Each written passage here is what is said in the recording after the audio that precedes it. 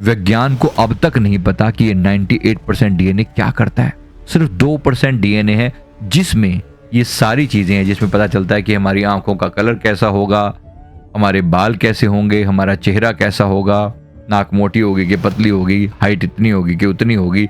हनुमान जी जैसी दिव्य शक्तियां वो इस समय धरती पर मौजूद हैं और अपना लगातार जाप चल रहा है उनका भगवान राम के नाम का, कि ये जो 98% हिस्सा बंद पड़ा हुआ है इसको किसी तरीके से थोड़ा एक्टिवेट किया जा सके, क्योंकि कुछ लोग हैं जिनके अंदर थोड़ा सा ज्यादा एक्टिव है और हम उन्हें सुपर इंटेलिजेंट कहते हैं। ओम भूर्भुवः स्वः तत्सवितुर्वरेण्यम। कहां से आई ये शब्द, कहां से?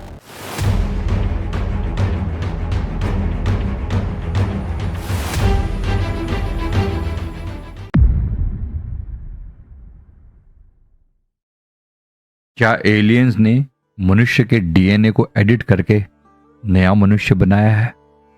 बड़ी अजीब सी चीज है ये। आज मैं इसके बारे में एक डिटेल एनालिसिस आपको देता हूं कि बहुत कुछ ऐसा हुआ है जो हमारी सोच से परे है। कहते हैं कि मनुष्य प्रकृति की सबसे जटिल रचना है, लेकिन क्या वाकई हमारा जन्म सिर्फ प्रकृति की देन है या किसी बाहरी बुद्धिमत्ता, किसी एलियन सभ्यता ने हमें डिजाइन किया है? हमारा डीएनए जिसमें हमारी पूरी पहचान लिखी है, उसे देखकर वैज्ञानिक भी हैरान होते हैं। ऐसा लगता है किसी ने बड़ी सोच समझकर हमारी क्षमताओं को सीमित कर दिया गया है। ऐसा लगता है कि क्या ये पॉसिबिलिटी है कि एलियंस ने इंसान के डीएनए को एडिट करके एक नया इंसान का प्रारूप बनाया है, वर्जन बनाया है, लिमिटेड एडिशन होता है ना कभी कभी, जिसमें कुछ फीचर को लॉक करके रख दिया है। इस रहस्य की खोज में ले जाती है विज्ञान, धर्म और चेतना, इन तीनों के मिलन बिंदु पर। डीएनए का जो रहस्य है इसके बारे में आपको थोड़ा सा बता दूं। हमारे शरीर की हर कोशिका में एक कोड है, इसे डीएनए कहा जाता है। ये 3 बिलियन लेटर से बना एक कॉस्मिक प्रोग्रामिंग लैंग्वेज है। आश्चर्य की बात है कि इसका 98% हिस्सा साइंटिस्ट के हिसाब से जंक डीएनए कहलाता है। विज्ञान को अब तक नहीं पता कि ये 98% डीएनए क्या करता है। सिर्फ 2% डीएनए है जिसमें ये सारी चीजें हैं, जिसमें पता चलता है कि हमारी आंखों का कलर कैसा होगा, हमारे बाल कैसे होंगे, हमारा चेहरा कैसा होगा, नाक मोटी होगी कि पतली होगी, हाइट इतनी होगी कि उतनी होगी। ये बहुत सी बातें हमारे डीएनए में होती हैं। लेकिन जो 98% हिस्सा उसका जंक डीएनए कहलाता है, उसको अभी तक किसी ने छेड़ कर नहीं देखा। मैं डीएनए एक्टिवेशन पर काम कर रहा हूं आजकल, कुछ ऐसी फ्रीक्वेंसीज के द्वारा जिससे ब्रेन के डीएनए को ओपन किया जा सके। ये जो 98% हिस्सा बंद पड़ा हुआ है इसको किसी तरीके से थोड़ा एक्टिवेट किया जा सके, क्योंकि कुछ लोग हैं जिनके अंदर थोड़ा सा ज्यादा एक्टिव है और हम उन्हें सुपर इंटेलिजेंट कहते हैं। ये पॉसिबल है। तो कुछ साइंटिस्ट का ये मानना है कि साइलेंट कोड्स हैं जिन्हें कभी किसी ने जानबूझकर ऑफ किया है, जैसे किसी मशीन में कई फीचर लॉक कर दिए गए हैं। पॉसिबल है। अब कुछ बातें हैं, देखो सारी बातें 100% साइंटिफिकली प्रूवन होंगी या नहीं होंगी, क्योंकि बहुत सी बातें ऐसी हैं जिन पर हमारा अभी तक कोई कंट्रोल नहीं, हम कुछ नहीं जानते उनके बारे में। क्या हो सकता है कि प्राचीन काल में किसी हायर एलियन सभ्यता ने धरती के जीवन रूपों पर प्रयोग किए हों और उन्हें डीएनए एडिटिंग या हाइब्रिडाइजेशन के जरिए एक ऐसा जीव बनाया जो सोच सके, महसूस कर सके और आत्मा के स्तर पर विकसित हो सके, पर किसी और के कंट्रोल में भी रहे। ये पॉसिबल है। ऐसा कुछ कुछ लगता है। एलियन जेनेटिक्स और मानव निर्माण की थ्योरी को थोड़ा और विस्तार से बताता हूं। एंशिएंट एस्ट्रोनॉट थ्योरी के अनुसार लगभग 3 लाख साल पहले पृथ्वी पर एक ऐसी सभ्यता उतरी थी जिसमें सुमेरियन ग्रंथों में अनुनाकी कहा गया। इनका उद्देश्य था धरती से संसाधनों को लूटना, यूज करना और ऐसे जीव बनाना जो उनके आदेशों को मान सके। इसलिए उन्होंने ह्यूमनॉइड प्रजातियों के डीएनए में अपना जीन कोड मिलाया और बनाया होमो सेपियंस, यानी कि आज का जो मनुष्य है उसे बनाया। इस थ्योरी को समर्थन तब मिला जब कई प्राचीन ग्रंथों में देवताओं द्वारा मानव रचना का जिक्र मिला। संस्कृत में कहा गया देवा मनुष्यम सृष्टवन्तः, अर्थात ये देवता दरअसल एलियंस थे। क्या ये हमारी जेनेटिक जड़ें हैं? क्या ये दूसरे ग्रहों से आए थे? इसके बारे में ये क्वेश्चन ओपन एंडेड है, इसका आंसर मैं नहीं दे सकता। आप जरा सोच के देखिए, आपकी क्या राय है? देवताओं को किस रूप में देखते हैं हम? किस रूप में देखते हैं? एलियंस का मतलब है कि जो यहां से बिलोंग नहीं करते, जो हमारी धरती से बिलोंग नहीं करते, किसी हायर डायमेंशन से आते हैं, इसलिए हम उन्हें हमेशा देख नहीं पाते। बाकी एलियंस को हम कौन सा देख पाते हैं? अब कुछ वैज्ञानिक प्रमाण साथ में जोड़ता हूं। वैज्ञानिक मानव के डीएनए में ऐसे जीन मिले हैं जो किसी भी अन्य पृथ्वी प्रजाति में नहीं मिल खाते। इसे एलियन जेनेटिक इंसर्शंस कहा गया है। रूसी वैज्ञानिक डॉक्टर जोत्र गारजेव ने पाया कि डीएनए सिर्फ जैविक कोड नहीं है, बल्कि वाइब्रेशनल एनर्जी रिसीवर्स भी हैं। वो कहती हैं कि DNA listens to the frequency and responds like a living antenna. DNA responds like a living antenna. हालांकि बहुत सारे साइंटिस्ट इस बात से एग्री नहीं करते, लेकिन किसी ने कुछ तो समझा जो डिफरेंट है, क्योंकि जब आपके पास कोई आंसर ना हो तो जो आंसर है उसी पर कोई भरोसा करना पड़ेगा। हालांकि मैं भी पूरी तरह सारी बातों के एग्री नहीं कर रहा हूं, पर कुछ बातें मैं आप पर छोड़ता हूं।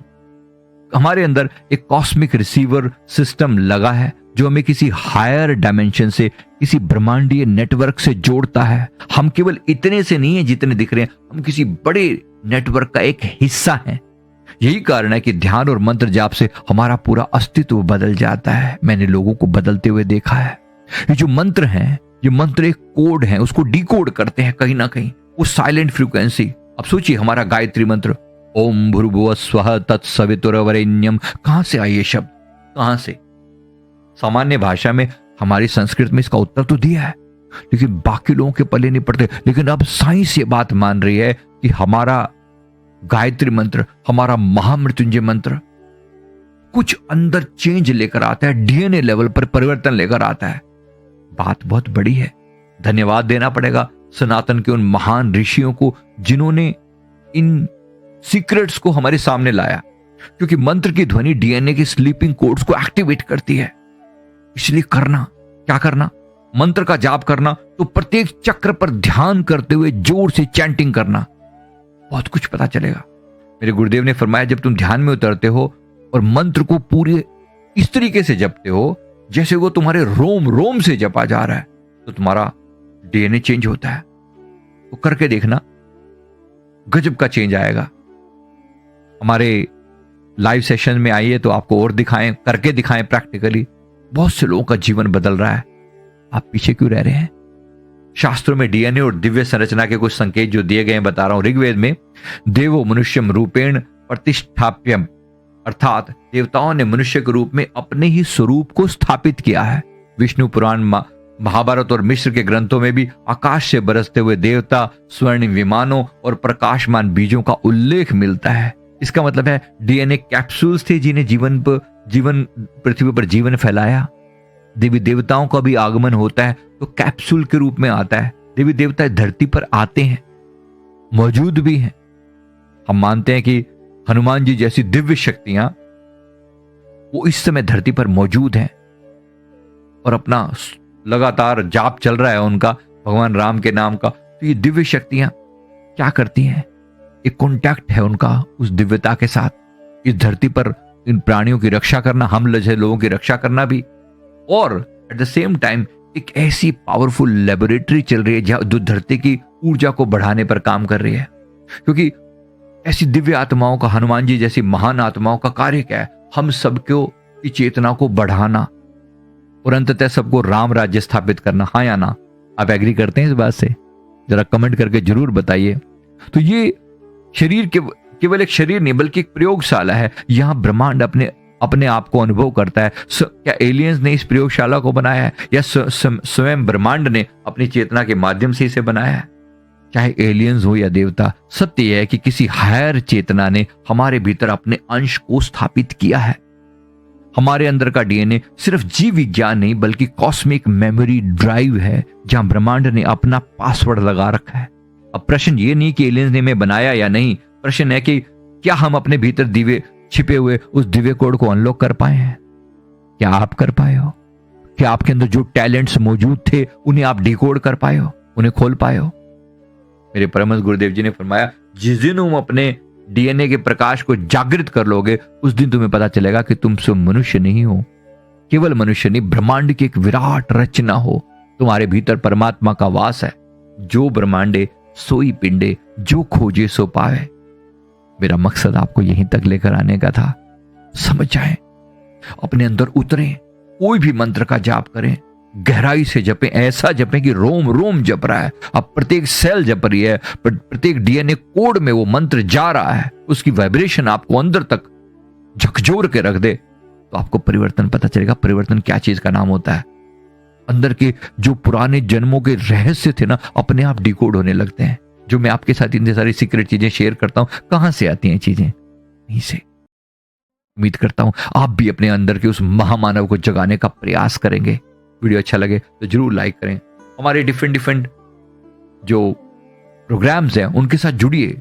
बात केवल इतनी सी नहीं है जितना मैं आपको यहां बता रहा हूं, बहुत कुछ ऐसा है। हमारे जो प्रोग्राम्स होते हैं अलग अलग तरह के, उसमें अभी मैं डीएनए एक्टिवेशन का प्रोग्राम शुरू कर रहा हूं, साथ में थर्ड आई एक्टिवेशन की पावर पर काम लगातार चल रहा है।